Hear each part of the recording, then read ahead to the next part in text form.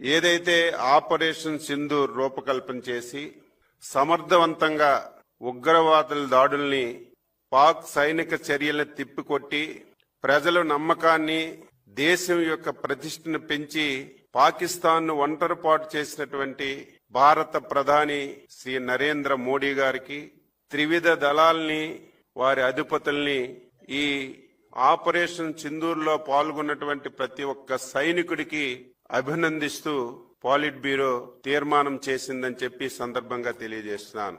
ఏదైతే ఉగ్రవాదులు దాడి చేసి 27 మందిని పొట్టన పెట్టుకున్నారో ఈరోజు కేంద్ర ప్రభుత్వం కూడా ఒక కార్యక్రమాన్ని రూపకల్పన చేసింది, తిరంగ సభలు జరపాలని. అందులో భాగంగా Telugu Desam party, Janasena party, BJP party 16, 17, 18 3 రోజుల్లో ప్రతి నియోజకవర్గంలో తిరంగా ర్యాలీలు జరిపి సభలు జరపాలని చెప్పి నిర్ణయం చేశామని చెప్పి మీ అందరికీ తెలియజేస్తున్నాను.